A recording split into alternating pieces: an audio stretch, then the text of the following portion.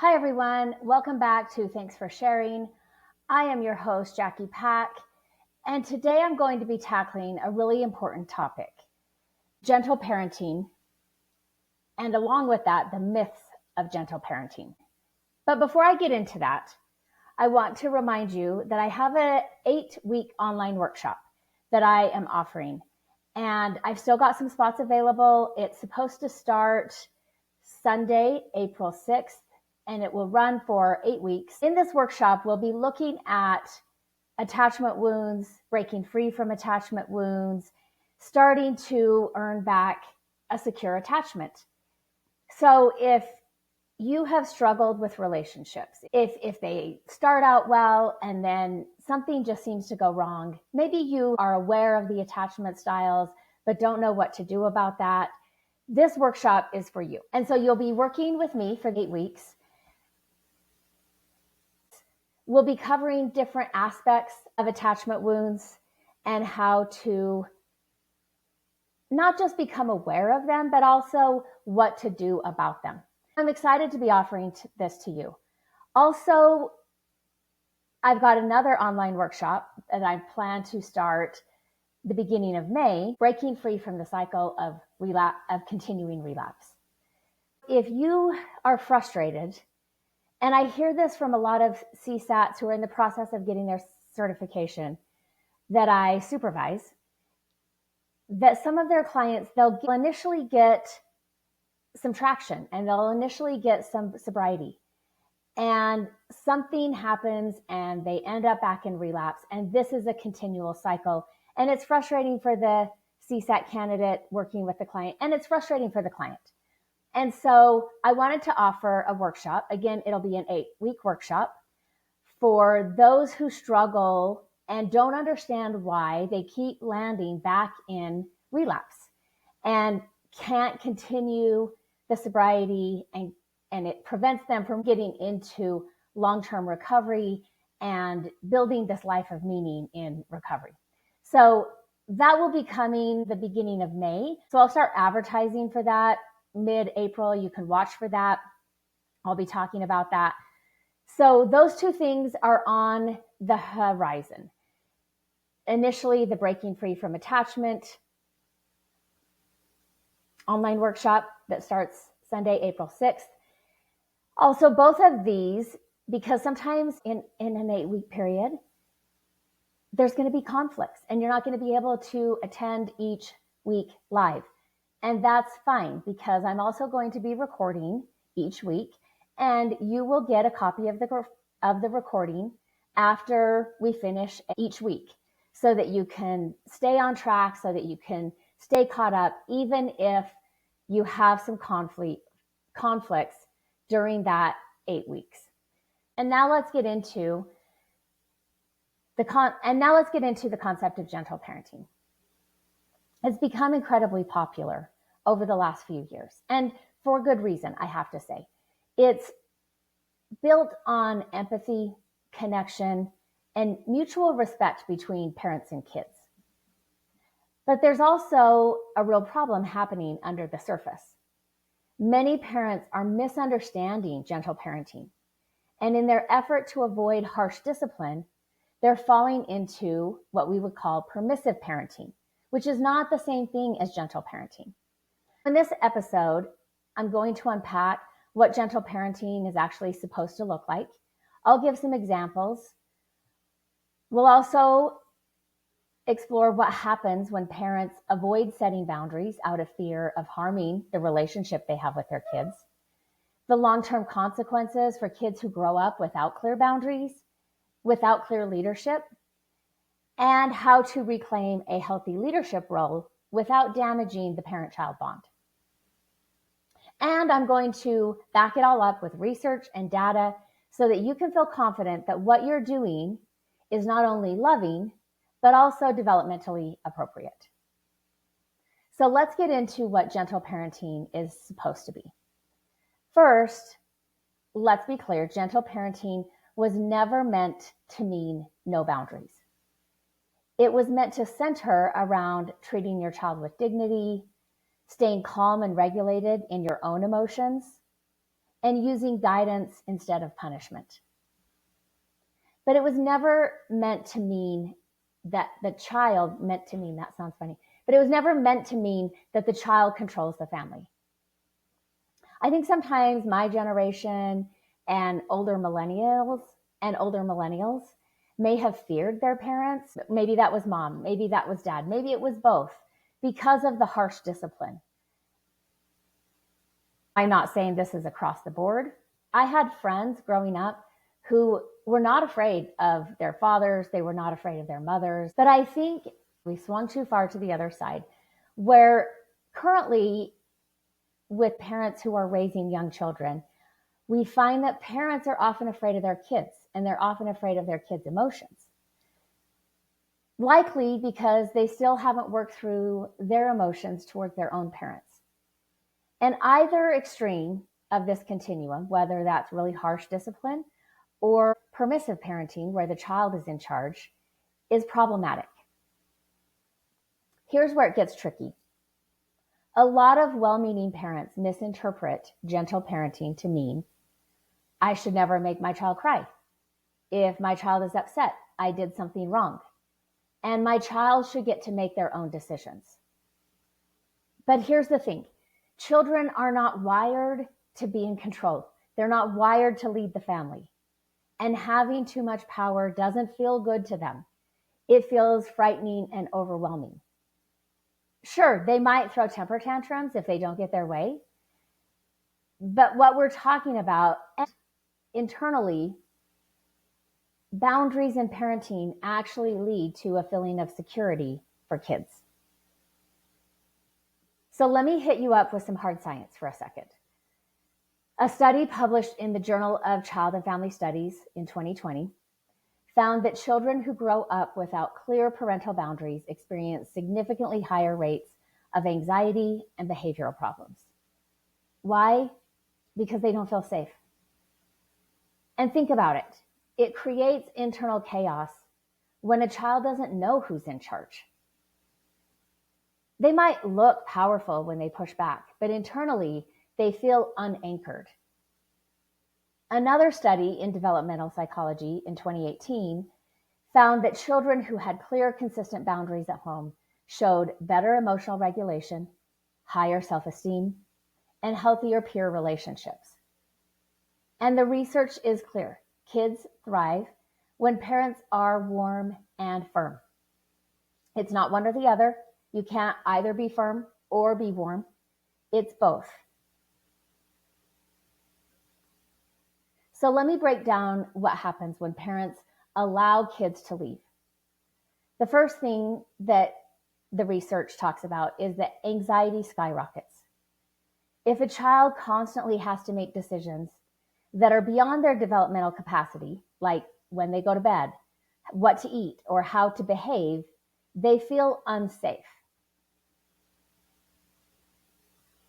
Think about it for a minute. As adults, when we have a lot of decisions to make, that can feel overwhelming for us.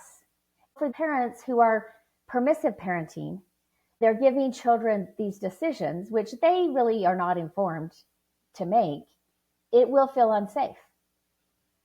The second thing is they develop low frustration tolerance. Kids who are not taught boundaries struggle when life doesn't go their way. They might melt down in the face of discomfort because they never learned that boundaries are survivable. Third, they develop an inflated sense of control. When kids lead the family, they subconsciously believe the world revolves around my feelings. And then when they hit school or sports or their adult relationships, they struggle to adapt to the reality that the world doesn't revolve around them or their feelings. And then fourth, they lack respect for authority. If parents don't model leadership at home, kids grow up believing that all authority is negotiable. And this can create challenges in school, eventually the workplace, and the relationships that they have. Initially, I'm going to be talking about kids 1 to 5 before they hit school, other times during those elementary school ages, and then I'll get into what shifts during the teen years, because that's a different type of parenting, And so you're having to update. You're not having to completely change the foundation that you've built. The teen years will stem from the foundation that you built when they were younger. And you also have to shift during the teen years. One of the things that I find sometimes talking to clients who just dread parenting, and some of that I will say as they're talking to me about parenting, they've been way too permissive and kids have way too much control.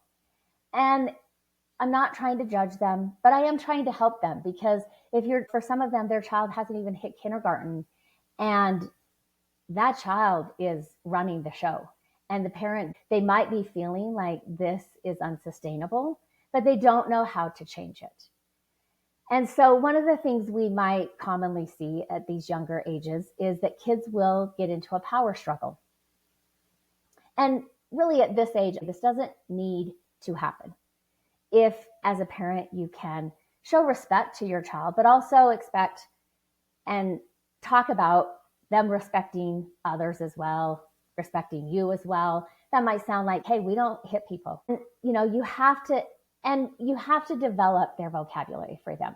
They have a pretty simple vocabulary initially, and especially when it comes to how they express their emotions. Sometimes I will say, initially kids may learn what I call the Dr. Seuss of emotions: mad, sad, bad, glad. But those are not the extent of the emotions. And so you're also teaching them by reflecting, hey, it seems like you're really disappointed. Or, hey, I know that it's bedtime and you're having so much fun and you don't want to stop playing. And we need to get to bed because we've got things to do tomorrow. As a parent, I've often said this type of parenting does develop functional adults when they hit that young adult stage. But it's not the most efficient or convenient way of parenting, because you're not just parenting with firmness, like because I said so. You're having to have a conversation with them. You're having to explain what emotions they might be having and identify that, validate that, and then also let them know what the boundary is. And yeah, it might be easier to just lose your cool, tell them I said so, grab them, put them in their bed and hold the door closed until they exhaust themselves and fall asleep.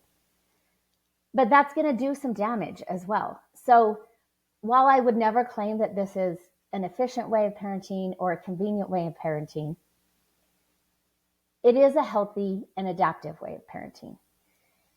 And the other side of that, I gave the example of the firm parenting, also being too kind and just letting kids fall asleep when they're ready. Or I've talked to people before, moms who could not, their kids were playing when it was dinner time and they didn't want to stop and come to the table to eat dinner, which some of that I would say, well, what does dinner time look like? Is it fun? Do parents spend time talking to the children, asking them about their day, asking them what good things happened today, what hard things happened today, things like that, where that's also rewarding for the kid to have some one-on-one focus at the dinner table. If they're siblings, the siblings also get some one-on-one time, but parents are going around asking the kids something about their day. So we have to make dinner time also pleasurable.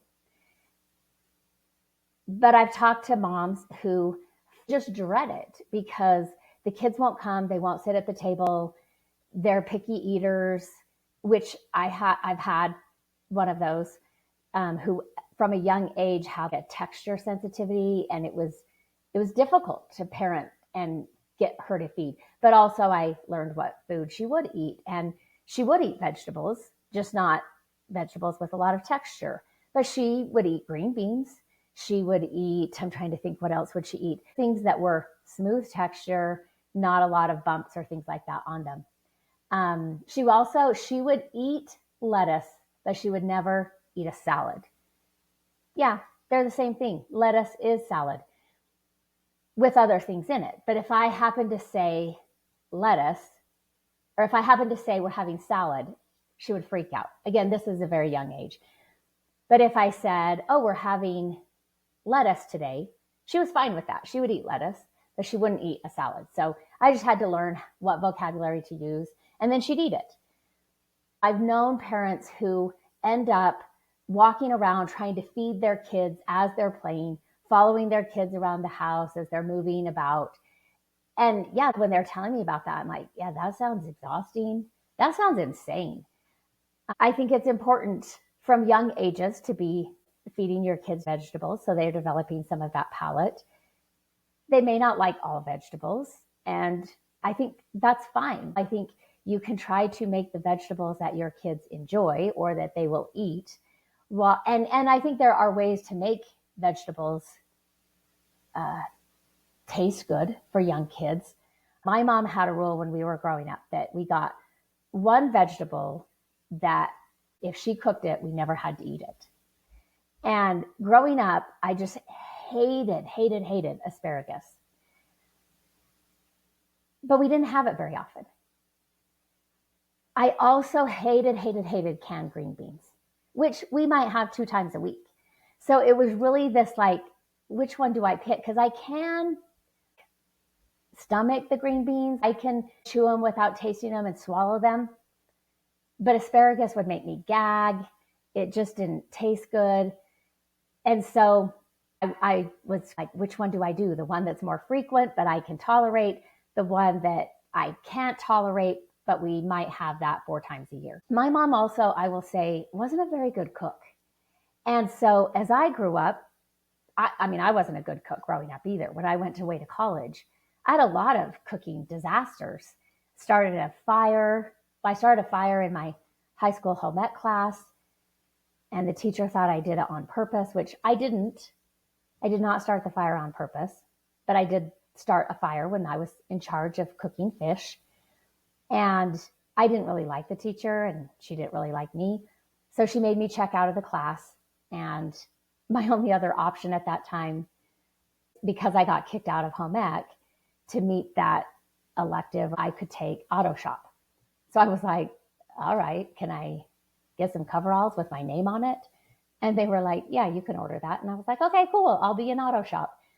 And I had a great time in auto shop. I got to know a lot of the guys. It came in very handy if I ever locked my keys in my car, because they knew how to break into the car. And I had a great time in auto shop. But also at college, I started a small fire, and I could not remember what I was supposed to. If you started a kitchen fire, I couldn't remember what I was supposed to put it out with. And so I tossed sugar on it, which is not how you put out a fire, because the fire melts the sugar and it ruined the stovetop and the oven. And so then we had to get a new one, which it was an old oven. College housing is not the latest and greatest. So my roommates were like, you're done cooking. You don't get to cook anymore. And to this day, if we get together, I've become a great cook. That's one of the things I'm known for. But if we get together, they're always like, why don't you bring fruit? Why don't you bring a salad? And I'm like, guys, I am a good cook now. I really am. And they're just like, well, why don't you just bring a salad? But my mom was not a good cook. And so as I grew up and learned how to cook, and I enjoyed cooking, and I, would try out different recipes. I got the basics of cooking down, and then I would try different recipes, and I would challenge myself. And I came to realize that actually I really do like asparagus. I don't like it if it's overcooked to where it's stringy. That's kind of what made me gag. And I don't like hollandaise sauce, which also I think was part of what made me gag. But today I enjoy asparagus if it's cooked correctly. I enjoy a lot of things that are cooked correctly that my mom just cooked the hell out of, and then it wasn't good. Gentle parenting is trying to avoid getting into power struggles with your kids, because power is not up for negotiation. You hold the power. And yeah, you can empower them by allowing them to make choices, like which vegetable do you never want to have to eat. But it's not really up for debate whether or not you're going to have to learn to eat vegetables. So when that authority or when that power, when kids sense that it's not clearly with their parents, then they're going to push that. They're going to start to power struggle with you, which is a sign that gentle parenting really isn't working. I know what some of you are thinking, so let me address the most common objections that come up when we talk about setting firm boundaries. Objection number one, I would say, is, but my child will feel unloved. This is a big one. Many parents think, if I say no, my child will think I'm mean or that I don't love them.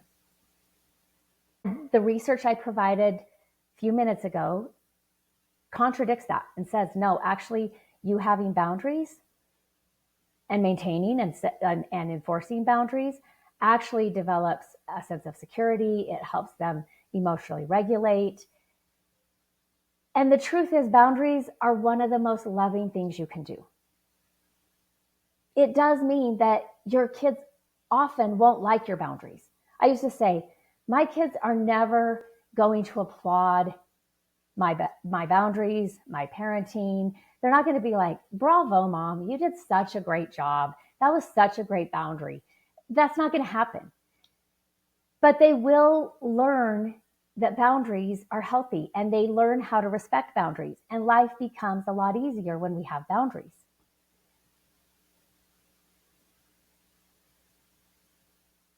The Harvard Center on the Developing Child conducted a study showing that children who have clear, predictable rules at home actually have a stronger sense of emotional security. Why? Because they know their parents are solid and can handle their big feelings without falling apart. Unlike many of our parents who sent us to our room when we expressed emotions that our parents didn't like, which often leads to the repression of these unacceptable emotions, the learning with gentle parenting isn't to avoid your children having uncomfortable emotions, but rather to guide them through their emotions and to help emotionally regulate them, which does require that you, as their parent, emotionally regulate first. This is something I learned when I was fairly young as a parent with my first newborn. Sometimes I'm stressed. I'm feeling frustrated. Something's gone wrong and I'm feeling stressed, and the baby starts to cry. So I pick up the baby, and all of a sudden the crying gets louder. It escalates because that infant has plugged into my nervous system, and my nervous system doesn't feel good to them. It feels stressed. It feels overwhelming. So all of a sudden the crying goes higher. I had to learn to set the baby down, take some deep breaths, do some calming, then pick the baby up, and calming the baby worked much better.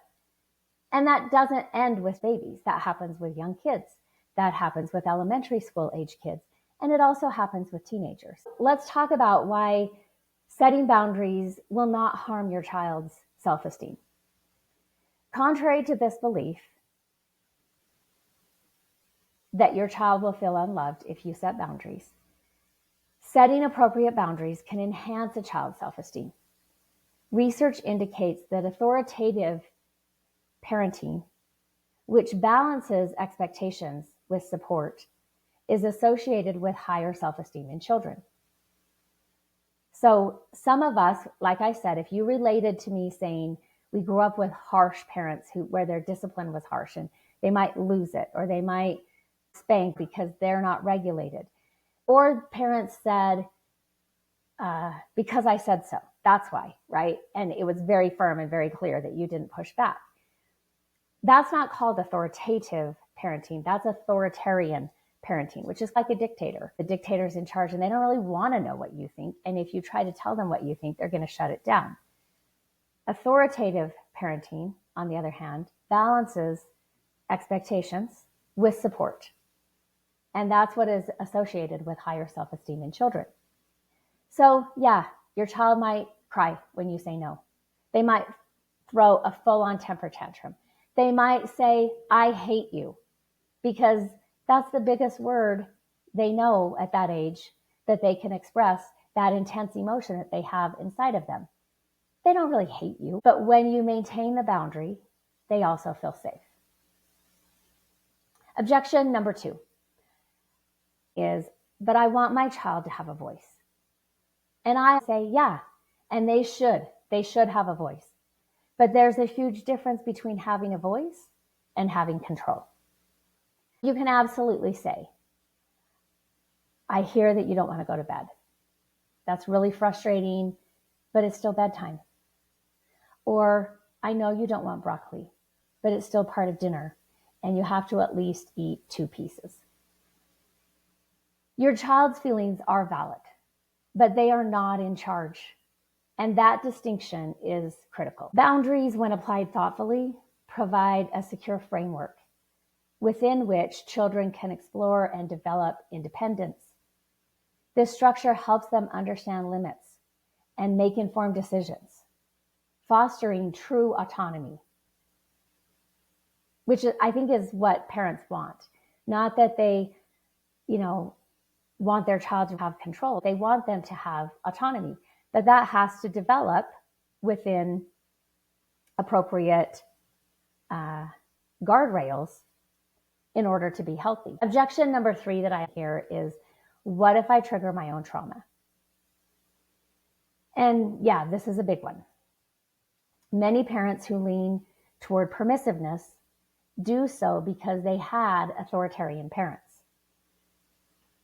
If you grew up in a home where, because I said so, you might be terrified of repeating that cycle, and you might know how damaging that is. And that's the last thing you're looking to do to your kids. So you swung too far the other way, where there's no punishments, there's no firm boundaries, no tears allowed or required. Your kids don't even need to cry because you are so permissive, you're not doing anything that they would cry about. Here's the thing. Gentle parenting isn't about avoiding your child's discomfort. It's about staying connected while holding the line. And what I hear from parents when they get this and they start to switch from permissive parenting into gentle parenting is there's some healing in that for them as well. They start to realize, oh, it could have been different for me. And maybe my parents didn't know that. Maybe they were doing what they were taught, but I'm breaking this intergenerational pattern. And that's a valuable thing for me. So if setting a boundary feels like you're being harsh, that's probably your unhealed trauma talking, and it's not reality. It's understandable to want that different approach. And it's also essential to differentiate between strictness and structure. Authoritative parenting offers this balanced approach, combining clear guidelines with emotional support, leading to positive outcomes like higher life satisfaction and responsible behavior. So what do healthy boundaries with kids actually sound like? Let me give you some real world language that you can use to set firm, loving boundaries. Kids will hit. That's not because you're not doing a good job. That's because they are impulsive and they feel a lot of intense emotions that they don't know how to regulate. But when they're hitting you, you don't just let them hit. You don't let them hit other people. You say, hey, I'm not going to let you hit. We don't hit other people. We don't hit the dog. Sometimes they'll start hitting the dog instead. You're saying, no, we don't do that. I'm not going to let you do that. You might take them in timeout, which again, for kids, this is different. They're having timeout. They're not banished to their bedroom alone to emotionally regulate themselves. Obviously, they can't do that. But you want to take them away from whoever or whatever they're hitting. And so, yeah, you might take them in the other room and you're sitting there, you're breathing yourself because that's not an easy thing to do. And as they're, throwing a fit, yelling, screaming, you're saying, hey, I'm right here, but it's not okay to hit. And, sometimes when they do calm down, they come over. This would happen with one of my kids. We often had to sit with her in timeout. And, sometimes she'd be bouncing off the walls initially, jumping on her bed, jumping off the bed, whatever. And we would sit, one of us, not both of us, one of us would sit there calmly breathing, staying regulated. And she knew that when she calmed down, she'd come over, lay across our lap, and want her back scratched. And she knew that we could regulate her, but also we were there with her. She wasn't being abandoned. She wasn't being punished. She was just being removed because she was hitting or she was whatever she was doing. Another real world language is it's time to clean up, and I can help you get started. You might say, hey, we don't talk to people that way.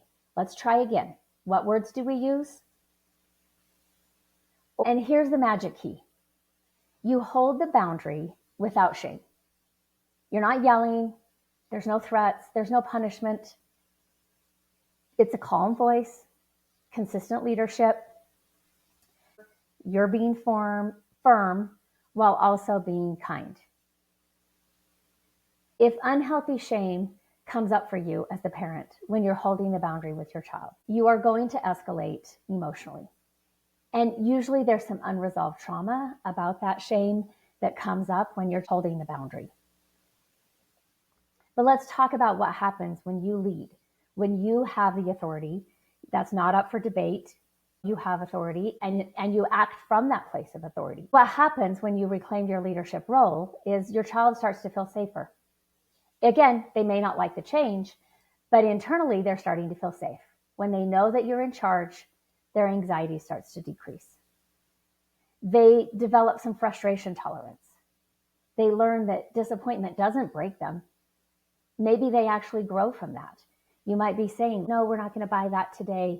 We got something last time that if you do ABC, maybe you can earn that. We're starting to teach delayed gratification. We're starting to teach they don't get everything they want. And you know what? They're going to be okay.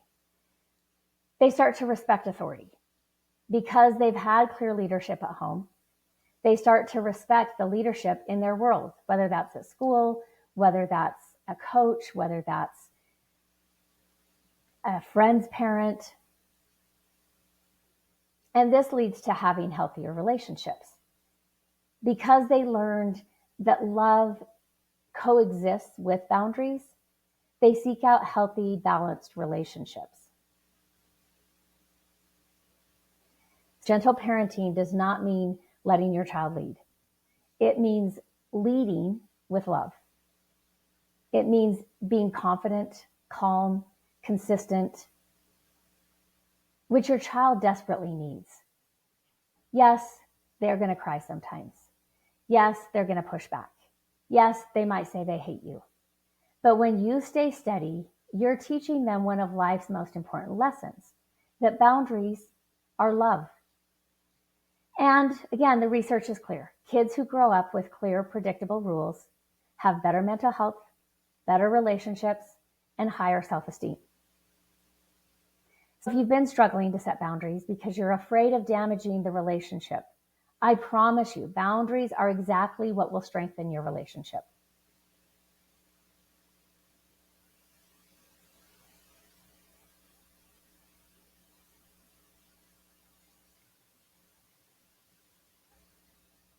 Studies have shown that authoritative parenting promotes well-adjusted, independent children. Whereas fulfilling all of your child's needs right when they want it without any limits can be detrimental. Let's talk about what factors might prevent parents from leading with love in their parenting. Some of the most common issues include their own unresolved childhood trauma and negative role models. Many parents unconsciously replicate patterns from their own upbringing. If they experienced harsh or inconsistent parenting, they might find it challenging to model loving, consistent behavior. Or they go completely to the opposite side and there's no boundaries and there's no expectations of the child. Your unresolved issues can manifest as overreactions, defensiveness, a lack of empathy toward your own children, or permissive parenting, where the child is free to roam, free to do whatever they want because you have not worked through the issues with your unresolved issues around your parents.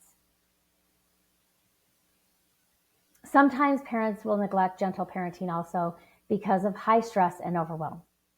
Gentle parenting is not efficient. It's not easy. It's not quick. And it's really not convenient. So financial worries, work stress, relationship problems, daily pressures can drain emotional resources, making it harder to respond to children with calm, loving guidance that gentle parenting requires. Chronic fatigue and this chronic stress can lead to impatience and reactive behaviors from you rather than thoughtful, love-based leadership. Another issue that is a reason why parents struggle getting into this type of parenting is a lack of their own emotional regulation. Without strategies to manage their own emotions, parents may act out of frustration, anger, or fear rather than compassion.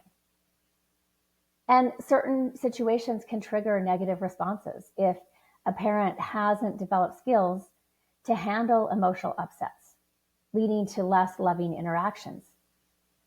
I find with clients, if they grew up with a parent who was a rageaholic and their anger got out of control very quickly, when their child expresses anger, they almost go into a similar freeze response because they have not learned to manage that emotion, whether that's in themselves or in another person or in their child. There can also be this misunderstanding of the different parenting approaches. There can be a confusion between discipline and control that stems from your own parenting as a child. Some parents believe that being loving means avoiding all forms of discipline or setting limits, which results in this lack of structure and makes parenting your kids much more difficult for you or anyone else. This confusion can lead the parent to lean toward permissive parenting rather than the authoritative, balanced parenting.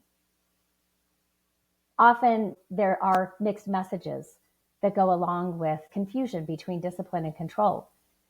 Without clear guidelines on what leading with love actually means, parents may struggle to implement consistent boundaries while also providing support and empathy. When we're talking about empathy, we're really talking about emotional understanding. You recognize the emotion your child is having, and you acknowledge that, and you validate that that feeling is okay. It's not too much for you to handle. And then you may also provide support, like, I can help you get started on this homework assignment, or, hey, I know you're frustrated because you don't know this math concept yet, but I'm here. We're going to keep working through it, and eventually you'll understand it. Cultural expectations or community norms may promote certain parenting styles that conflict with leading with love. This can create internal conflict for parents who want to be gentle, but also feel pressured to adopt more authoritarian or permissive approaches. There's also conflicting information from books and social media and peer groups that can leave parents unsure of which methods truly promote a loving and secure environment for their children. Now, I will say there's some great parenting resources on Instagram, YouTube that I've seen and will recommend to clients. But there's also some not good resources on Instagram or other social media. And there may be some mental health challenges or addiction behavior within the relationship of the parents, making it difficult to have time and space for your children's emotions. These conditions can impede your ability to be present, empathetic, patient, which will in turn affect how you can interact with your children. Without proper mental health support or proper support from a support network, it's harder for parents to address these challenges and effectively parent with love consistently. Understanding all of these underlying issues that can get in the way of true gentle parenting is a first step towards changing the patterns. By addressing your personal traumas or learning stress management techniques, seeking mental health support, and educating yourselves on effective parenting strategies, many parents can work toward a more balanced and loving approach to raising their children. I've also found, as I was raising my kids, that not all parents want to know if their kids misbehave.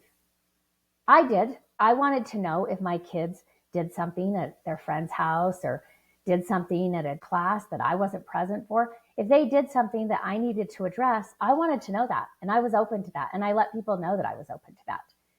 There were times, especially with one of my kids, where we got called in several times in elementary school for a emergency parent-teacher conference. She would come home from school. The elementary school was not far from our home. So she would come home. I would be home. She'd be like, Mom, we got to go back to the school. My teacher wants to meet with you. And I'd be like, okay, let me get ready to do that. That wasn't my plan for the day. And we'd go in and we'd talk to the teacher. This happened in second grade. This also happened in third grade. That we got called in. I think once we hit fourth grade, fifth grade, sixth grade, my impression was teachers from fourth grade up have different expectations for their kids in their classroom. I mean, not that they don't want them to behave and be productive in class, but they'll start to joke with the kids or they can enjoy their personality a little bit more.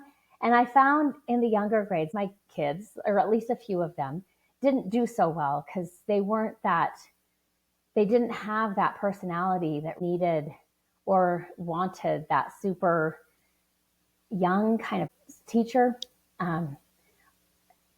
So one time, the second grade teacher, this was just at a parent-teacher conference, she said to me, your daughter has trouble sitting still. And I'm like, yeah, this kid has a lot of energy. And to be in school an entire day with just 3 recesses, it's probably not enough to get out the energy.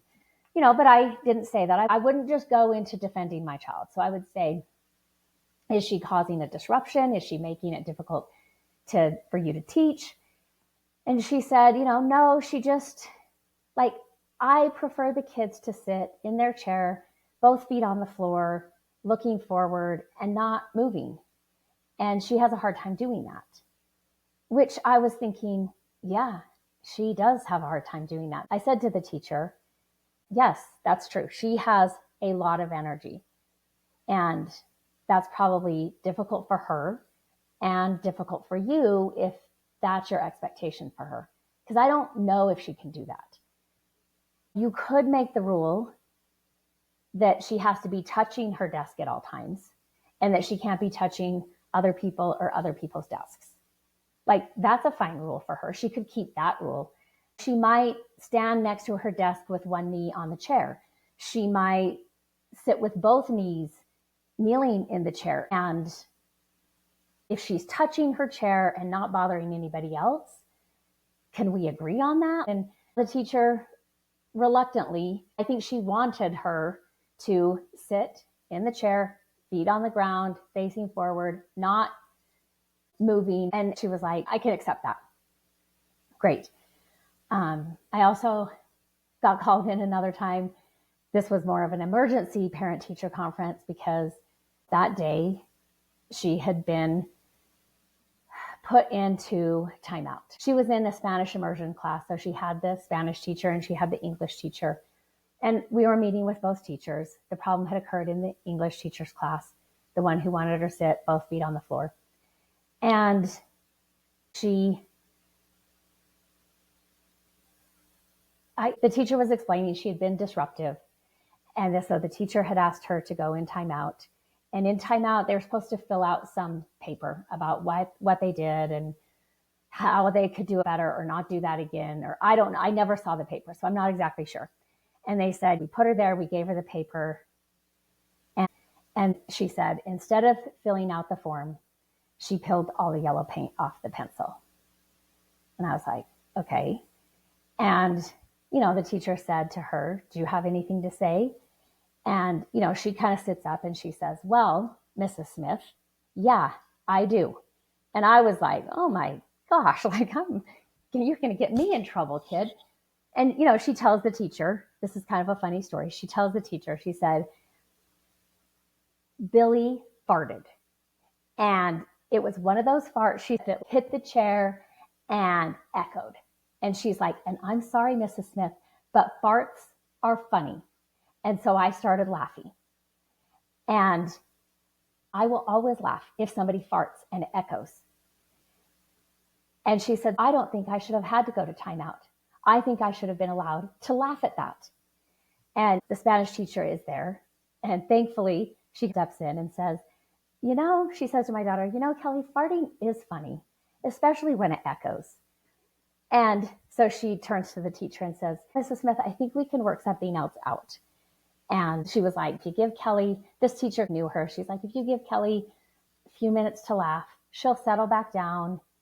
Yeah, it's a minor disruption, but she's probably going to laugh and then she'll settle right back down. Anyway, I think the teacher didn't want the janitor to have to clean up the pencil that she had scratched off with her fingernail.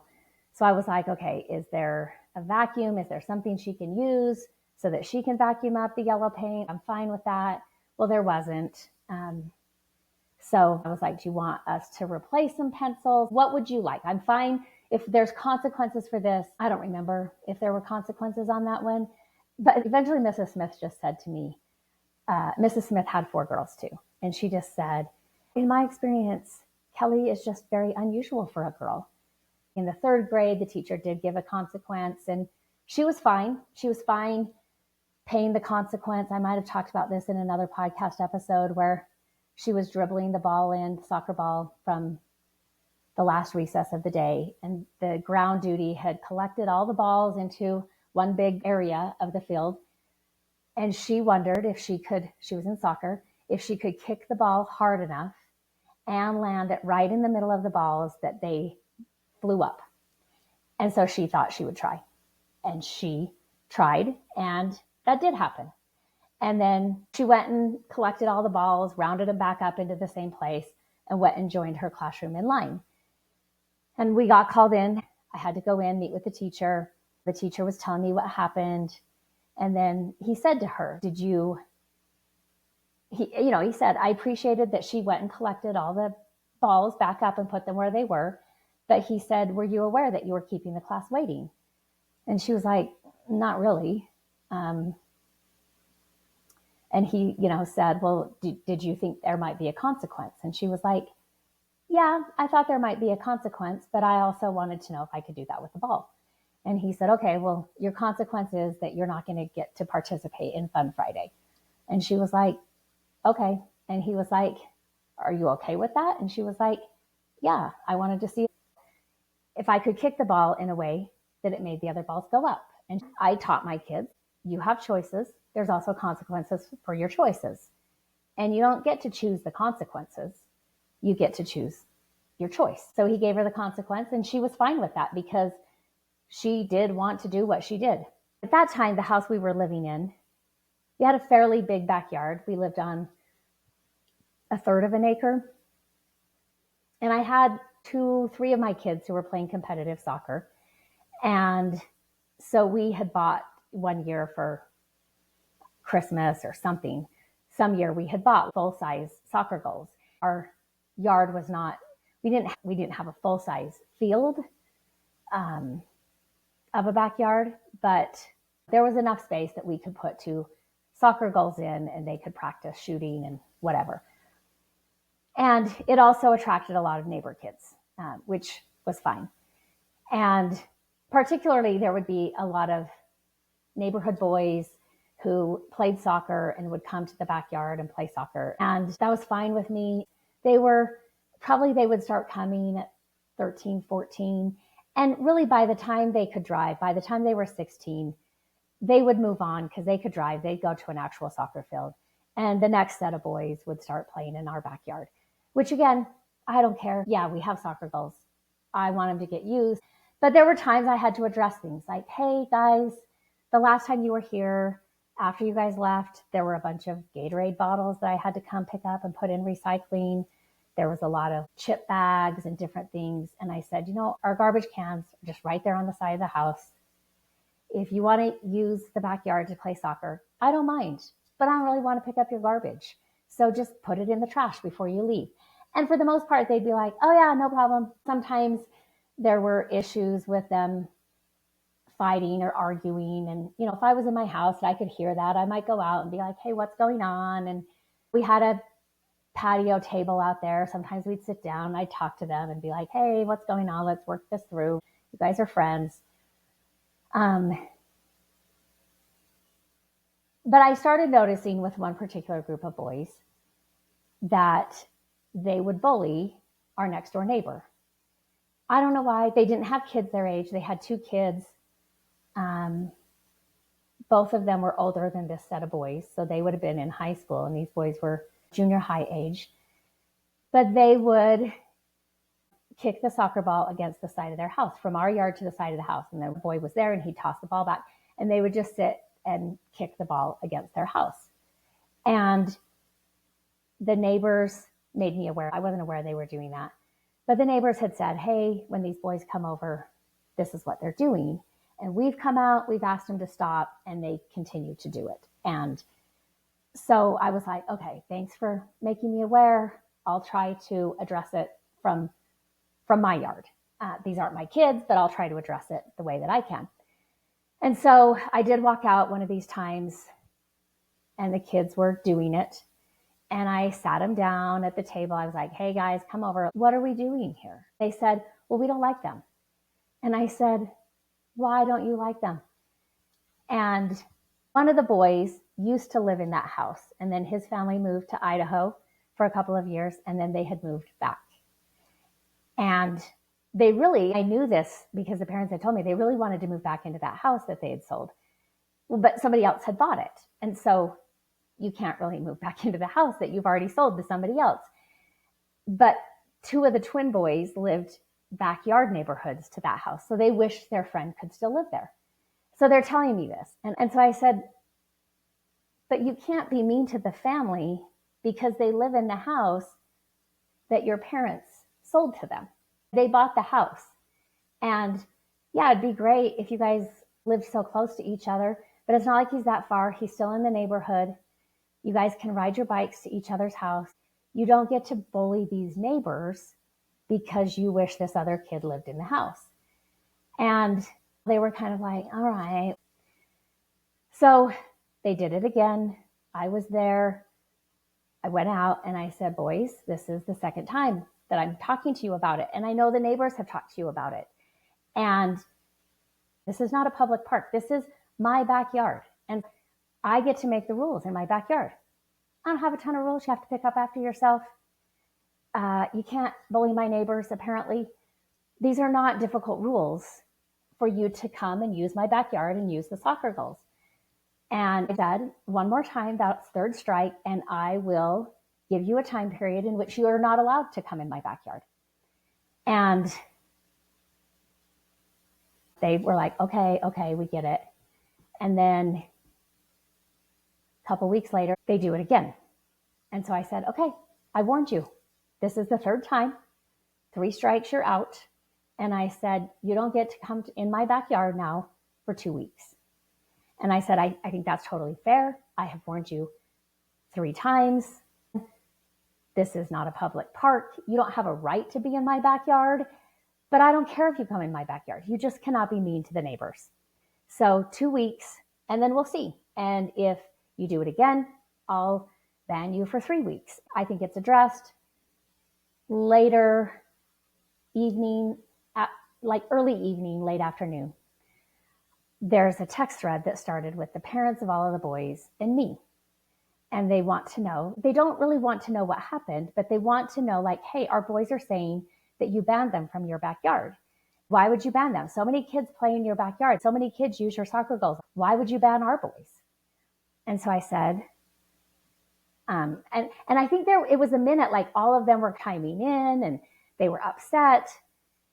And I said, hey, to be clear, they don't have a right to come in my backyard just because other kids have come in my backyard. And nobody's really let me jump in to say what they were doing. You're just telling me why it's not fair for me to ban them from my backyard. And I said, they are bullying the neighbors. And the neighbors have asked them to stop. I've asked them twice to stop. And I had warned them last time that if they do it again, I'm going to ban them for a time period. And I said, which they did today. They did it the third time. I told them I was banning them for 2 weeks, and then they can come back and play soccer in my yard. And if they do it again, I'll ban them again for 3 weeks. The parents were like, I don't think you understand. This is a good group of boys. Okay. I'm not commenting on whether they are good kids or not. I'm saying they're bullying my neighbor, and I'm not okay with that. And they just kept getting upset and frustrated. And I was like, people, this is not a park. This is my backyard. I make the rules. And if they're going to bully the neighbor, then I'm going to ban them for a little bit. I'm not banning them indefinitely. I told them 2 weeks. 2 weeks, you don't get to come over and play in the backyard. I also gave them 3 warnings, which I think is more than fair. And they just kept going because they felt like I was attacking their parenting or something. And one of them that I knew, these were younger parents than me. These kids were like a year younger than my youngest. And these kids, this set of boys was their oldest. So the parents were younger than me. And one of the women who I kind of knew from church, she reached out and privately texted me apart from the group chat and was trying to reason with me and tell me what good boys these are. And I said, look, I'm not saying they're bad kids. For the most part, I'm fine with them. But also, are you okay with your kids bullying the neighbor? You're okay with that when they've been asked multiple times to stop bullying? You're mad at me for giving a consequence that has to do with my yard, my private yard. And I said, I'm not saying they're not good kids. I'm not saying they're bad kids. I'm just saying there needs to be a boundary here and there needs to be consequences. She was like, well, your kids aren't perfect. And I said, no, they're not. Nope, they're not. But when they make bad choices, they get a consequence and they know that. And I don't go argue with the person who gave them a consequence, whether that's a friend's parent, whether that's a neighbor, whether that's a teacher. I am okay with my kids having consequences for choices they make. And that stopped that particular mom. And I'm not saying your kids are bad. I'm just saying this needs to stop and it's not stopping. And so here's the consequence. And she went back to the chat and was defending, but eventually I just left the chat. The boundary has been set. There are consequences in place. They can come back in 2 weeks. And they did. And they did not continue to bully the neighbor. And it was not that big of a deal after all. They learned that here's the rules in my yard. But I was a little surprised to hear how many of these parents were up in arms with their kids having a boundary. I wasn't saying these were bad kids. I wasn't saying these were hooligans or these juvenile delinquents. Not at all. I knew these boys. They lived in my neighborhood. One lived across the street from me. I had known him since they moved in when he was like 4. So I don't think they're bad kids. I'm just saying boundaries, consequences, and guess what? They learned and they did not continue to bully the neighbor. I think those are just some real life examples, both with my kids misbehaving. I think a couple episodes ago when I was recording with Rachel, I was telling her about a client that I had, and during session, where he's online, he's at his house in his home office. And all of a sudden he says, Jackie, my kid's school principal is out in my driveway. Give me a minute, right? And anyway, go back and listen to that last podcast episode I did with Rachel if you want to know what I'm talking about. But he comes back to this online session and he was like, why would my kid do this? The kid was 7. And I said, because kids are impulsive. They're not thinking ahead much. At 7 years old, they're pretty impulsive. His classmate dared him. He took the dare, which was to leave the school and walk home, which was a far way for a 7-year-old. And I said, look, one of my parenting mottos was never say never. My kids will surprise me. They will do things that I would not imagine them doing. And I can't be shocked by that, but I do have to address it in order for them to learn how to think ahead, how to not be so impulsive. And that comes with age, that comes with some maturing. We can't expect our children to just be these perfect little creatures because we love them so much. We can love them so much and they're still going to be impulsive. They're still going to be little kids. There's still a lot they don't know and they don't understand, and they're going to do things that you would never expect. And that's okay. And it has to be addressed. So there are several reasons why parents may avoid acknowledging their children's misbehavior, and why in some cases bullying goes unchecked. And often underlying this is this fear of failure. For parents to accept that their child misbehaves can feel like a personal failure. And acknowledging the problem might force them to confront their own shortcomings as a parent. Again, nobody is going to be a perfect parent. And it's not even what is required. The research says you have to be a good enough parent. I remember years ago, I was taking a training with Sue Johnson, who does emotionally focused therapy. And she was teaching about parenting. My kids, probably my oldest would have been around 10 to 12. And she said, we're talking about good enough parenting when we're talking about healthy attachment, yada, yada. She says, we're talking about good enough parenting. And she said, good enough parenting is defined as, and I can't remember what she said, but it was a little over 65%. So 67, 66, something like that, maybe even 68. But it wasn't 70%. It wasn't 69%. And I thought I misheard her. And so I raised my hand and I said, can you say that number again? And so she repeated it. And I was like, oh man, I got to dial back my anxiety here. Being a good enough parent a little bit more than every other day. I could do that. Again, a lot of us who come from homes where the parenting wasn't great, we're going to have some insecurities about our parenting. It was super helpful for me to understand good enough parenting, and that she put it in the 65%. Some parents also may strive to see their children as inherently good and perfect because that's how they want to be seen, or that's how they want to see themselves. And so recognizing misbehavior is going to disrupt that narrative. So instead, they'll just choose not to see it and not address it and be upset like these parents were if that comes across their radar. There's also, like I was talking about, overwhelm and stress. We have a lot of parents who are juggling multiple stressors. That might be work, it might be personal issues, it might be other family challenges, they might be single parents.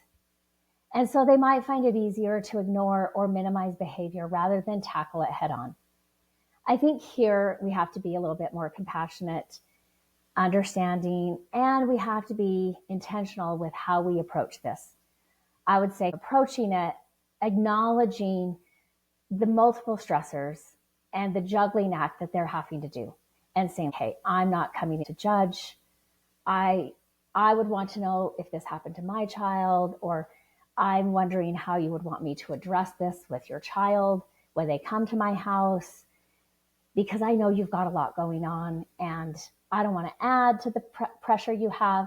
So this is where sometimes being a neighbor, being a friend, being a family member, sometimes we can come in to those situations and offer some support to the parent and offer some help. Also, addressing misbehavior can lead to uncomfortable conversations or conflicts with teachers, with other parents, or even with the child. And if parents are doing permissive parenting, they are going to probably prefer to avoid these difficult interactions. There can also be a lack of awareness or understanding. Maybe they don't recognize the signs. Sometimes parents are simply unaware of what constitutes problematic behavior. And they might dismiss bullying or misbehavior as just normal childhood antics. And they may be. They still need to be addressed, because not addressing them, those don't just stay as normal childhood antics. They become teen antics. They become young adult antics. There can also be confusion between what is considered normal exploratory behavior and what is harmful. And this misinterpretation can lead to a lack of proper intervention. There can be cultural and societal pressures. So there might be social stigmas where admitting that your child misbehaved or bullied can invite judgment from friends or extended family or their community. Some parents might worry that acknowledging these issues tarnishes their reputation. And then there can be cultural and social belief systems where the cultural norms or long-held beliefs like boys will be boys or girls should be gentle might lead to parents downplaying or rationalizing misbehavior instead of addressing it. There can be enabling and overprotection where the parent is worried that confronting misbehavior will damage their child's self-esteem, their self-image, or make them feel unloved. This results in typically an overly permissive approach where boundaries aren't set and the child doesn't have an understanding of the boundaries.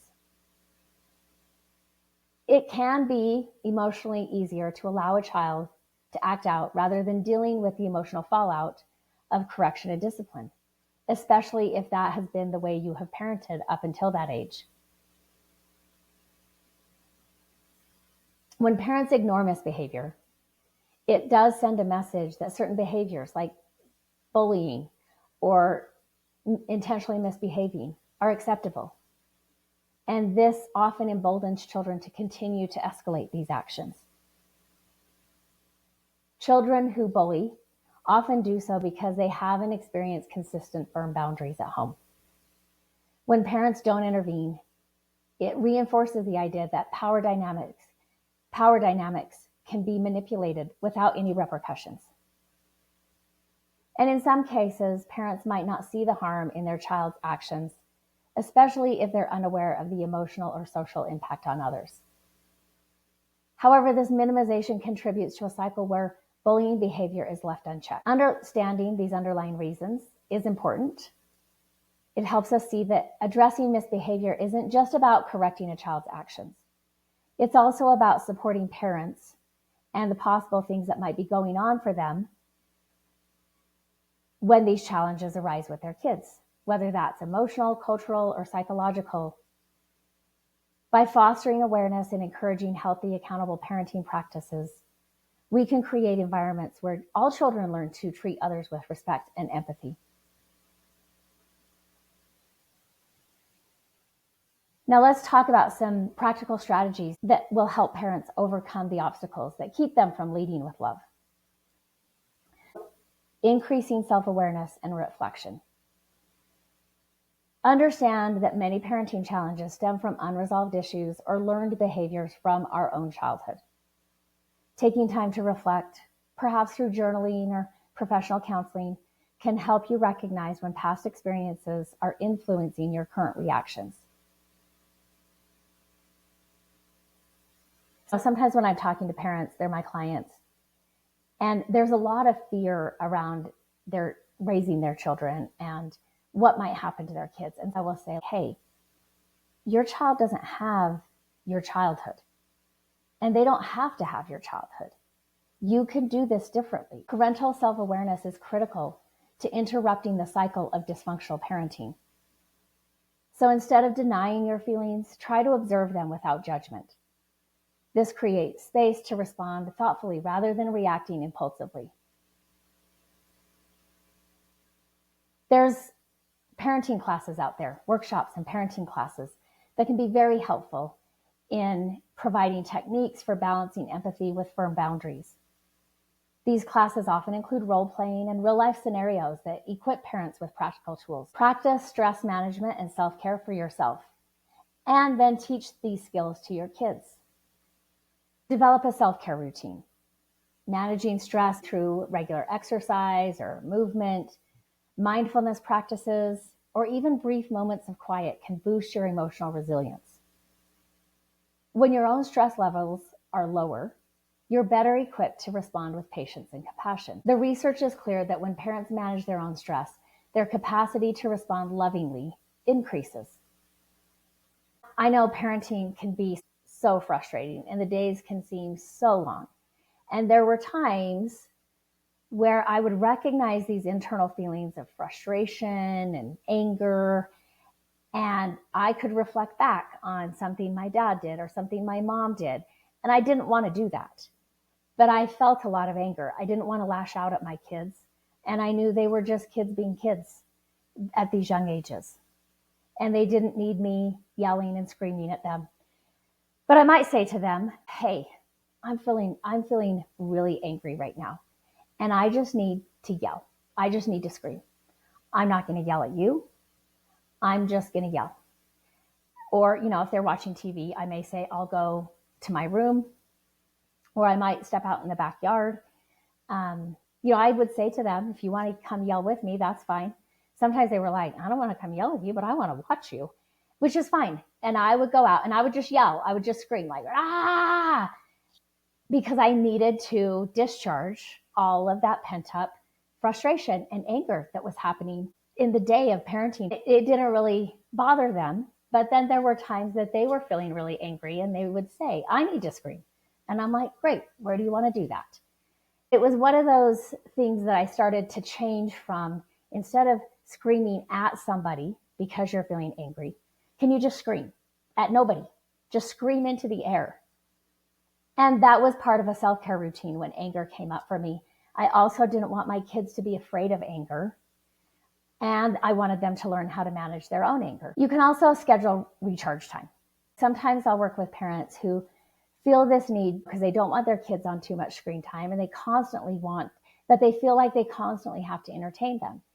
And I will say, you don't.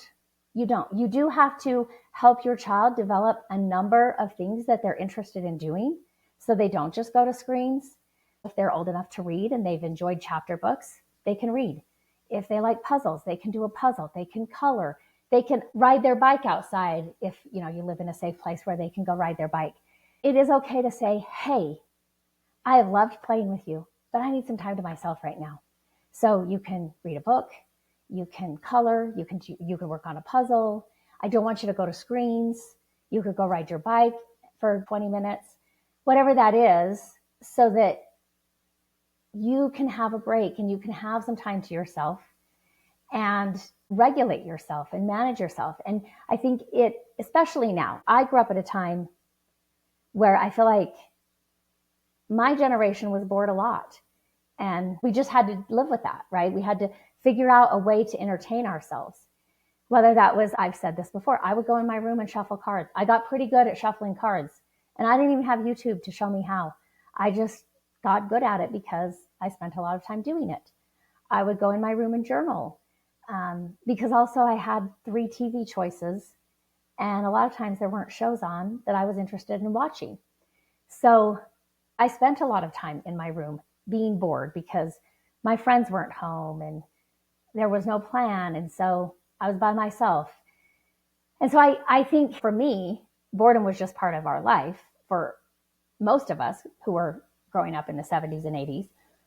But today, I think kids have so many ways of entertaining themselves that you also have to teach them it is okay for you to be bored. And entertaining yourself is also your responsibility. It's not somebody else's. It's not the TVs. It's not the screens. Sometimes it's your job to entertain yourself. And I think that's okay to teach kids and give yourself a break so that you don't feel like you always have to entertain them. Overcoming the obstacles that prevent loving leadership in parenting is not an overnight process. It's a journey. And there were times when my husband and I were parenting our kids that I was like, is this going to work? Is what we're doing going to bring the outcome that we're trying to bring about? When the show Survivor came out, our kids were still fairly young. And I said to my husband one time, we were watching it, and I said, I think that has been our parenting motto up to this point. We probably just need to officially adopt it, which is outwit, outplay, and outlast. And there is something to that in parenting, especially as we shift into what to do when your young kids become tweens, teens, and young adults. As parents, we start off as the ultimate authority in our children's lives. We make the rules, we set the structure, we guide their every move. But as they grow into teens, tweens, teens, and then eventually young adults, our role has to shift if we want to maintain a strong connection while also fostering their independence and autonomy. So in this section, I'm going to explore what healthy authoritative parenting looks like during this phase of parenting and how to balance boundaries with connection and what has to shift in our own thinking as parents.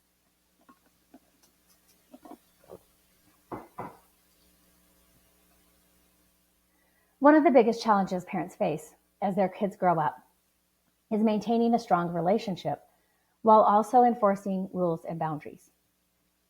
When kids are little, it's easy to say, because I said so. Again, I don't know that you ever have to say that, but if you do, you can get away with it when kids are young.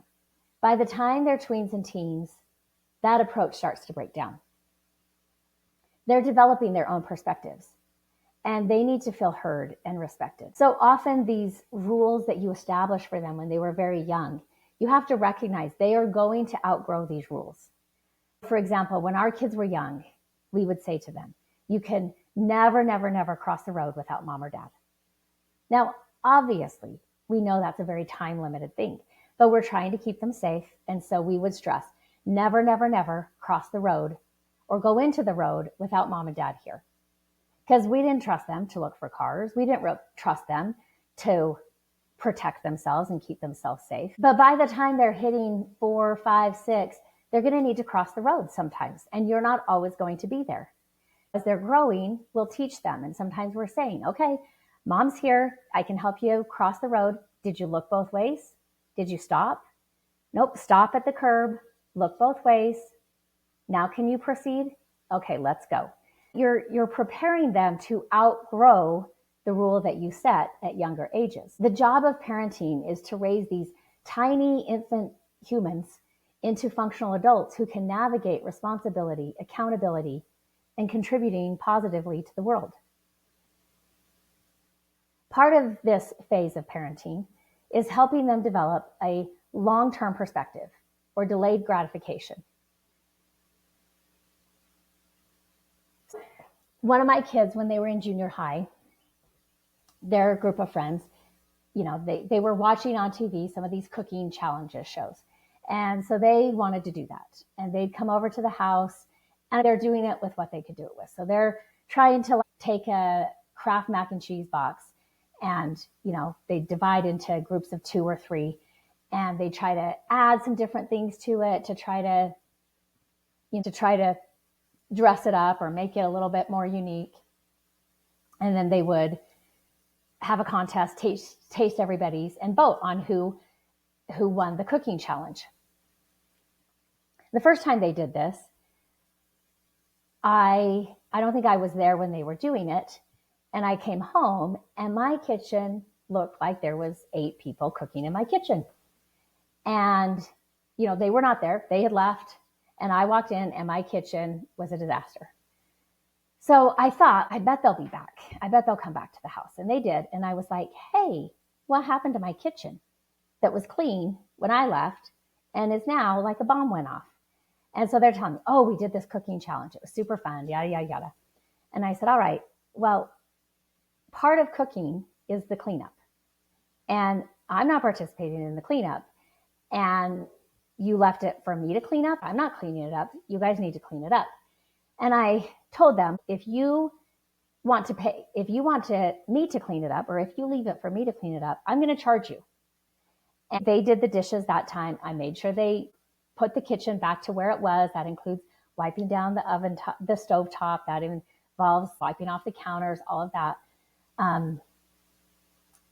And So the next time they were doing it, one of them said, how much would you charge us if you had to clean up the kitchen and we didn't do it?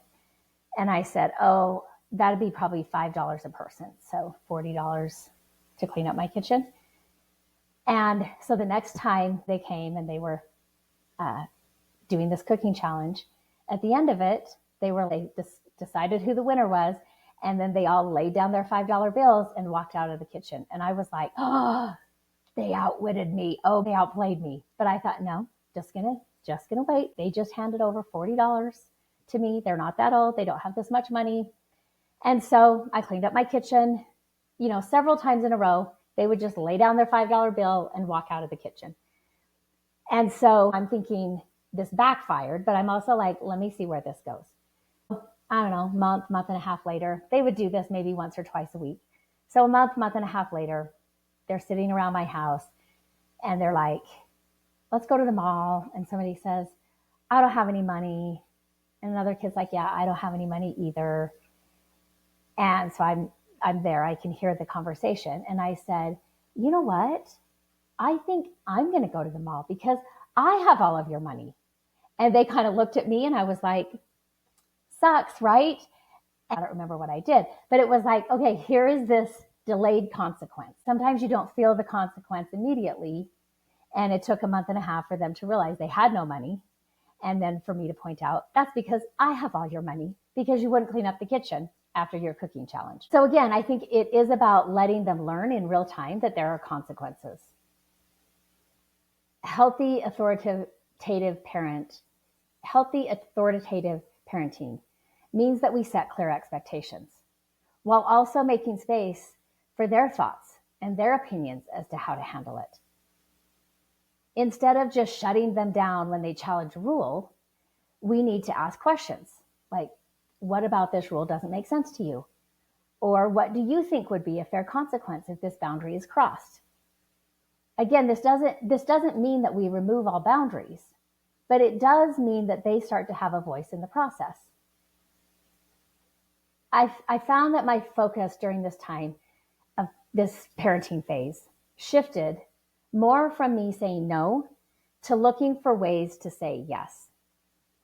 So what this might mean is at dinner time, there might be a news story that's going on. And I may say to them, what do you guys think about this? I think you have to start to develop some critical thinking. I remember saying to my kids, so up until this point, we've been telling you what the rules are and that you should keep the rules. The tricky part is, as you get older, you start to understand that some rules shouldn't be rules and some rules hurt other people. And sometimes the right thing to do is to break a rule. And sometimes the right thing to do is to keep the rule. And that gets a little bit more nuanced. And fortunately, they're still young enough. They're still living in your house. If you can have conversations, you're helping to guide their ideas as they're coming across rules that maybe they don't think should be rules, or these rules may be damaging more so than they are good or helpful. I remember when one of my kids started getting older and we had to navigate curfew. Now, this was a huge ordeal when I was in high school growing up.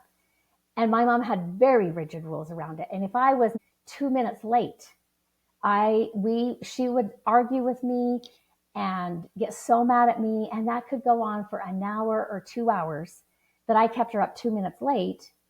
I knew better than to point out that now it's 2 minutes and 2 hours.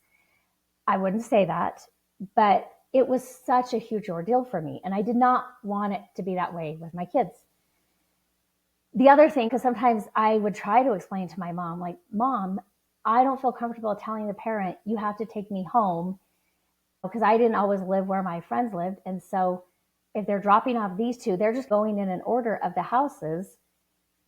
And I didn't want to have to say, hey, you need to not go to this house next, go all the way to my house and then back to this house. And I think I tried to point that out a few times. It didn't make a dent in the argument.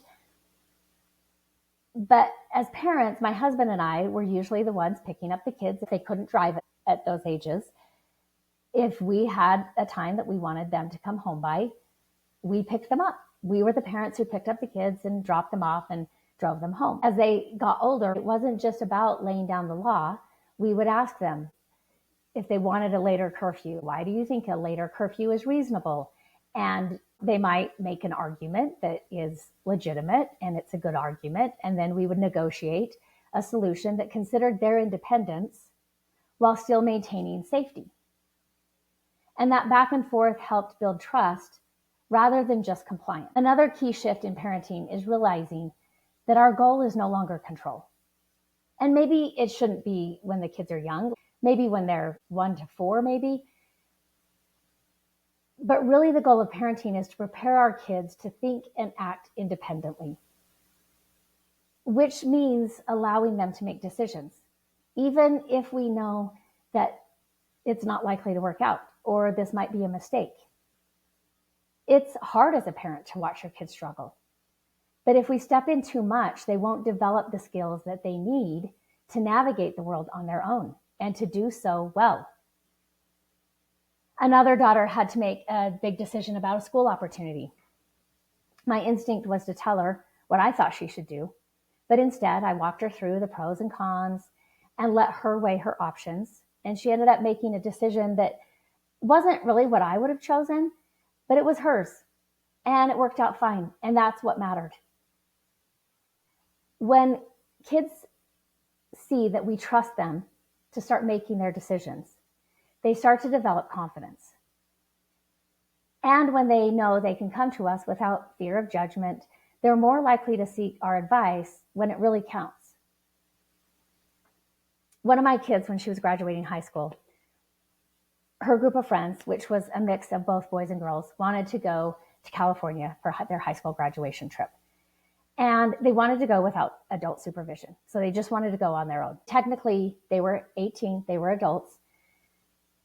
And so they were asking for a meeting to make this proposition to the parents. They asked all the parents to come.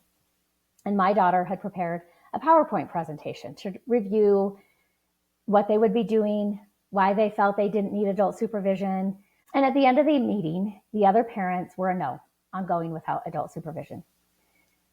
My husband and I were like, yeah, we trust you. That makes sense. We're not that far away. If we need to get a plane ticket, whatever, we can do that. So we did anonymous voting, and there were 2 yeses and the rest were no's. And I'm pretty sure since me and my husband voted yes, we were the 2 yeses. But the other parents were a no. So they told the kids they needed to vote for the parent that they wanted to go with them on the trip. And guess who the winner was of that secret ballot vote? Me. Now, I didn't want to go on the trip. I'm busy. I trusted my daughter to go and be fine. And if she needed something, I knew she would call us and text us. But apparently, the other parents, when they tallied the secret ballot, and unanimously all the kids had put me down, I guess they felt that if I was the parent going, they might as well just let the kids go without adult supervision, like I'm not adequate adult supervision. Again, I think I was a good parent. I had boundaries. I had expectations. I did supervise my kids. But at this point, I also knew that my job of parenting in a very hands-on way was wrapping up in the way that it should have. And this was time for me to start wrapping up and taking even more of a step back in their life. The kids went without adult supervision. They had a great time. Nothing bad happened. They all came back safe. Everything was fine. And, I wanted my daughter to learn that, yeah, she could go on a trip to another state without us and be fine and navigate all of the travel plans well. Emotional resilience is another area where parenting has to shift. When kids are little, we can protect them from a lot. But as they grow, they're going to experience disappointments, failures, and hard emotions. And our job is to help them navigate these feelings rather than rescuing them from those emotions. I remember when one of my daughters had a school conflict with her soccer team tryouts. She had talked to her coach about it. She was a very dedicated soccer player. And the coach told her, you'll be fine. Skip that night of tryouts. It's a school thing. Go do your school thing. And he said, you're going to make the team. I'm the coach. You're going to make the team. It's going to be fine. She was also navigating or trying to negotiate with her teacher that she had the school conflict with. And the teacher had told her, okay, well, if you'll come for this amount of time, then I'll give you full points and then you can go to your soccer tryouts and you can do both, which is what she was trying to do. So she had it worked out because, she knew that usually they got docked points if they didn't go to every night of their soccer tryouts. And the coach kept telling her, that's not going to count against you. This is a school conflict. We're not going to hold this against you. You don't have to come at all. She had negotiated with both of them and she was going to be a little bit late to the soccer tryouts so she could go to the school event. And tryouts went well. Her coach was telling her, look, you're my first pick for my team. And then as the team rosters came out, she was not on his team. She had not made his team and had been moved to a different team. And she was devastated. And, to me, I was like, what happened? When you have been telling her all week of tryouts that she has a spot on your team, that she is your first pick, why in the world did you not pick her? And as we're trying to navigate, okay, well, maybe you'll have a good experience on this coach's team. And, she had guest played for that coach. She was like, I don't like that coach. I don't like the way he coaches. I don't like his style. And I was like, well, maybe you'll grow from it. Maybe you'll learn some things. And we saw her coach, the one who had been her coach, who had told her this. And one of these times he came up to her and he apologized. And he said, hey, I meant what I said. I wanted you on my team. You were my first pick. And at the end of it, I wasn't really given an option. And this other coach said that he wanted you. And I'm 22. I can't really push back against this other coach.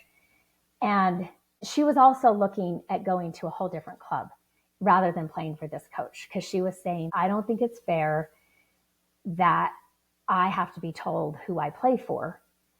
If I'm qualified to be on your team, I don't think it's fair that I have to switch teams. And so I would rather switch clubs and go to a coach that I want to play for instead of a coach that I don't want to play for. And this was kind of going back and forth the next week. And I think the coach had seen her at one of the practices or something, the coach that she wanted to be on his team. And he came to her and he said, hey, can we work out something? The club doesn't want you to go to another club. So if you're going to go to a different club instead of going to this other team, there might be a chance that I can just have you on my team instead of losing you to a different club. And, he was like, I wanted to propose that to you and have you think about that and then let me know. And so she had said, okay, can I call you on this day? I think it was a Saturday. And he was like, sure. And so, her dad and I knew what was going on. She kept us informed. And so on Saturday, she had this spiral bound notebook and she had a list of questions that she was going to be asking the coach on this phone call that they had scheduled. And she was like, I was really disappointed that he told me one thing and then at the end of it, it was something different that happened. And so how can I trust him? And they're wanting me to not go to this other club that she had gone to their tryouts as well. And she was just like, so I have these questions. Can you review these questions? Because I want to ask him in the phone call. And I'm reviewing the questions. They're good questions. I'm a little like, ooh, feel a little bad for Scott, who was the coach, because she's asking some hard questions of him. And she was maybe 14. And so I said, yeah, I think those are good questions. I think those are valid things you want to know. And it's time for the phone call. And she said, Mom, can you come sit next to me? I don't want you to say anything. I don't want you to talk to Scott. I want to talk to Scott. But can you just sit next to me while I have this conversation and I'll have her on speaker? And I said, sure. I sat next to her as she went down her list and asked Scott the questions, and she would write down his answer. And she said, I don't really have a decision yet because I have questions that I need to know your answer before I make my decision. So at the end of the conversation, she says, okay, I'll let you know by tomorrow what decision I made. And he was like, okay, thanks. And they were some tough questions. At some point, he was like, man, Kelly, you're being tough on me. And she was just like, well, you really disappointed me. So at the end of it, she did decide to play for Scott another year. She played with him. It was a great experience. And then another soccer tryout, because I felt like soccer was such a drama fest. Tryouts were always a drama fest. Same daughter, same issue with comp soccer. This time she was trying out for the high school soccer team. She was a freshman, which freshmen don't always make the high school team. And if she didn't make the high school team, the comp leagues had options for kids who either didn't make their high school team or didn't want to try out for their high school team. And her coaches had told both her and me, we think the only one from this team who actually has a shot at making the high school team is Kelly. And, you know, they had told her that. They were like, most of these kids we don't think are going to make their high school team. Her team was mostly divided between two high schools, and then Kelly went to one that nobody on her team went to. And so she went to high school tryouts. She seemed to do good from what I watched. She made the first round of cuts. She made it through the second round of cuts. And then the final night, I was working later. And so my husband and her sister, who had also tried out for the high school team, went to see the posting of the final list. And her sister had made the team, but Kelly had not. And she was devastated. And my husband sent me this text and was like, Sid made it, Kelly didn't. And I got that, and my stomach just sank. I had another session. I finished that session. And then I found I'm like cleaning up my desk and I'm organizing. And I'm like, oh, I am avoiding going home with her emotions. I know she is devastated. And I'm avoiding that. And so I was like, okay, just leave it alone. You'll be fine. Go home. I get home and I said, has she been talking much? And he's like, no, she's in her room crying. She doesn't want to talk. And I was like, okay. And so I went upstairs, knocked on her door, opened it. She's laying on her bed, just crying. I went and sat on her bed and I was like, this sucks. And she just cried and she didn't really talk at all. And I said, this seems political. I think you did a great job. I think you deserve to make the team. But Dad and I have also told you we don't really do well getting into all the politics that parents can get into with competitive sports. And she didn't want to. She wanted to feel like she made it because of her talent, not because of us finagling something either, which we weren't good at anyway. I just kind of sat there on the bed next to her as she cried. She leaned up against me.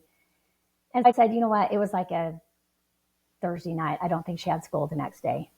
And I said, you know what? Be mad this whole weekend. You get to cry about it.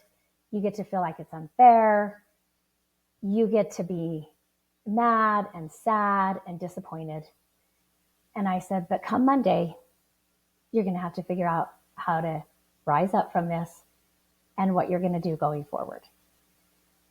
And, you know, she's crying. She hasn't talked, but she nods her head. And I said, but give yourself time. Give yourself a minute to be mad and be upset and feel all the feelings. And then Monday, you're going to have to figure out what's the next step. And of course, I'm going to be there to help her. Her dad's going to be there to help her. So it was kind of a mopey weekend while we're trying to be happy for her sister who made the team. And she's really struggling with not making the team. Also, what made it worse is that she was the only person on her team who did not make their high school team. So that was like a knife in the back. And so when she called her coach on Monday, he said, look, I've been talking to some of the coaches who coached the provisional team, which was the team for high school kids who didn't try out for their high school team or didn't make it. And she was going to be a freshman, or she was a freshman, so 15, ninth grade. And he said, I've been talking to the coach. He's like, I coached the younger team that's your age, ninth grade, but I've been talking to the coach who coaches sophomores, juniors, and seniors. And he's like, I think we want you to play on both teams. And she had a great experience. And the coaches were great with her. And they would tell her, okay, here's the goal for this game. We want to see if you can do this. And so there was a lot of growth for her actually that year. I remember one of the times the coach was like, okay, here's what I want to see. In this game, can you shoot from the midfield line, the halfway line of the field, and score? I want to see if you can do that. And she did. And the coaches were so excited. They'd be like, okay, you've scored 4 goals in a game. Now we want to see if you can make 6 goals. And so they were always giving her these, here's the next goal that we want you to make. Here's the next mile marker we want you to hit. And whether she did or not, they were just really supportive in her development. And she had a great experience, which I know that's not always the case.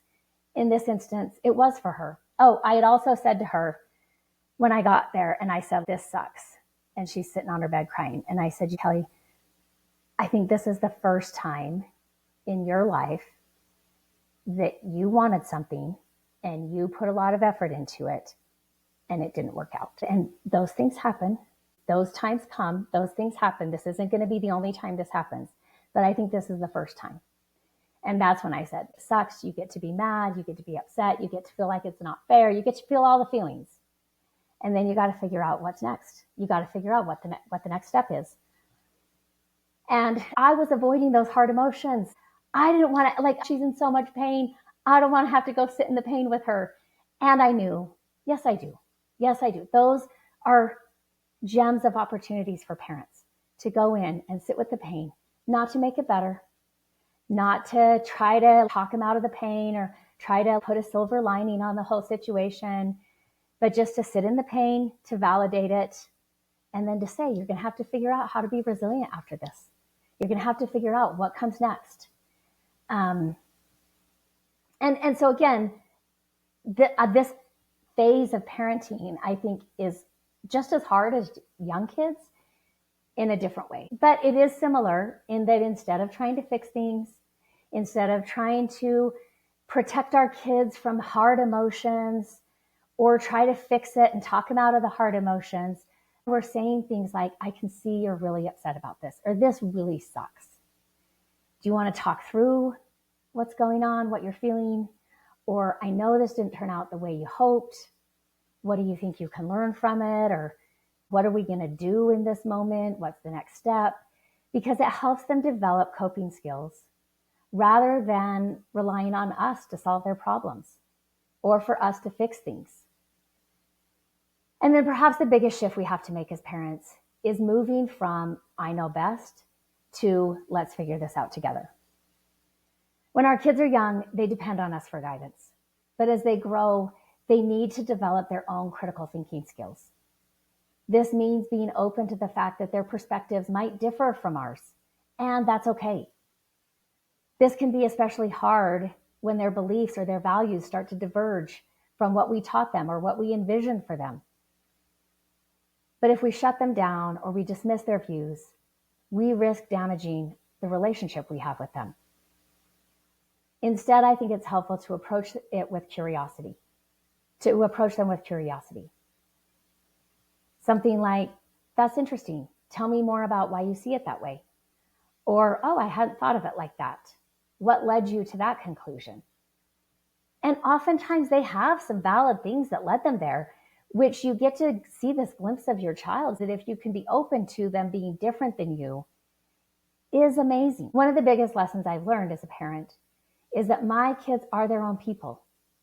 This was something when they were in elementary school, and some of them had the same teachers, all 4 of them, or 3 of them had the same teachers. And teachers would say it, but sometimes people in the neighborhood would say it to me, or people at church might say it to me. As they got to know all of my kids, they would say to me, all of your kids are very different from each other. And I'd be like, yeah, of course they are. It was always weird to me. Why would you think they would all be the same? I think we have to see that our kids are their own individual. They are their own person. They're not just an extension of the parents. And the goal isn't to shape them into our image, but rather to support them as they become who they're meant to be. If you're parenting tweens, teens, or young adults, remember, our role is evolving as parents. We move from authority figures to guides, from decision makers to trusted advisors, if we're lucky. The more we listen, trust, and respect our kids as they grow, the stronger our relationship with them will be. And that connection is what truly matters in the long run. Gentle parenting is not about the absence of boundaries, but about setting them with empathy and respect. By understanding the importance of clear limits and addressing common concerns, we can foster environments where our children feel secure, valued, and capable of thriving. Thank you for joining me today. If you found this episode helpful, please drop a like, share, subscribe, share it with others. And until next time, stay connected and keep nurturing meaningful relationships. At the end of this episode, I want to remind you that your story matters. Remember, there's something meaningful in every chapter. Don't wait to share your story until it's finished. Until next time, Jackie.